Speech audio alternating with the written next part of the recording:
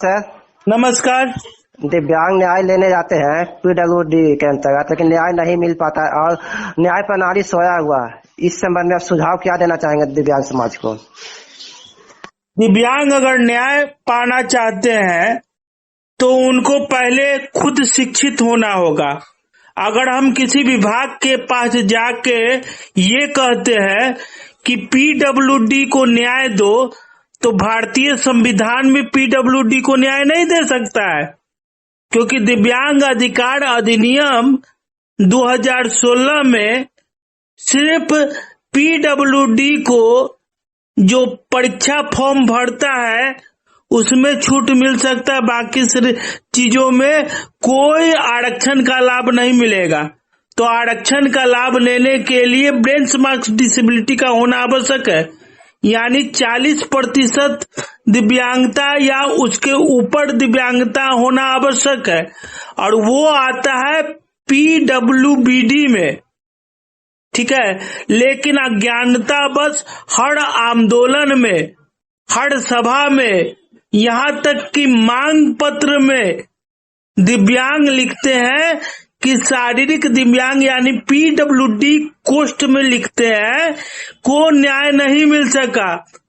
तो पदाधिकारी और आईएएस कहते हैं कि पीडब्ल्यूडी को तो कभी भी न्याय मिलबे नहीं करेगा। दिव्यांग अधिकार अधिनियम में पीडब्ल्यूबीडी को न्याय मिलेगा जो बेंचमार्क डिसेबिलिटी से ऊपर है। लेकिन हम क्या कहते हैं कि हमारा आरक्षण का बचाव करो। जब तुमको संवैधानिक अधिकार मिला ही नहीं तो तुम्हारा आरक्षण का बचाव कैसे होगा? दूसरा चीज जो आपने पूछा कि हमारा न्यायिक प्रणाली सोया हुआ है, इसको आप क्लियर कीजिए। तो प्रत्यक्ष को प्रमाण की क्या आवश्यकता है? जो भी इमरजेंसी वाला चीज है, यानी हॉस्पिटल हो गया, डॉक्टर हो गया, और तमाम चीजें जो है वो कभी बंद नहीं होता है। लेकिन आपने कोई भी केस किया होगा तो वो केस 2 महीना के लिए गर्मी छुट्टी में, किसी पर्व में बंद रहता है क्योंकि न्यायालय की छुट्टी होती है। क्या भारत के न्याय व्यवस्था में न्यायालय की छुट्टी होनी चाहिए? नहीं होनी चाहिए। और इस बात को हम नहीं, प्रधानमंत्री के आर्थिक सलाहकार ने माना है कि विश्व का सबसे बड़ा लोकतंत्र जो है उसकी छुट्टी कभी नहीं होनी चाहिए, और न्यायालय की छुट्टी कभी नहीं होनी चाहिए। दूसरा चीज क्या है कि वकील जो कोट पहन के जाते हैं, ये तो अंग्रेजों का कानून है, यह अंग्रेजों ने दिया था, और इस कानून को तो खत्म कर देना चाहिए, क्योंकि उनके राज्य में ठंडा पड़ता था इसलिए यूनिफॉर्म कोट डाला गया। लेकिन भारत में समशीतोष्ण जलवायु है, और समशीतोष्ण जलवायु में गर्मी, जाड़ा, बरसात तीनों पड़ता है, और तीनों के अनुसार, भारत के अनुसार यूनिफॉर्म होना चाहिए, जबकि यूनिफॉर्म क्या है? कोट है। ये कहां तक जायज है? और तीसरा शब्द जो है कि कोर्ट का जो आइकॉनिक शिष्टाचार है, जिसमें गॉड कहा जाता है, मेलोडर कहा जाता है जज को। अब अंग्रेज जब आए थे तो वो क्रांतिकारी लोगों को कोर्ट में पेश करते थे, तो क्रांतिकारी लोग को नीचा, जज को ऊपर दिखाने के लिए इस प्रकार का दास प्रथा आया था कि जज को मेलोड, गॉड कहकर संबोधित करेगा। तो ये सभी जो है वो कानून अंग्रेजों के द्वारा बनाया गया है, और उस कानून का हम पालन कर रहे हैं।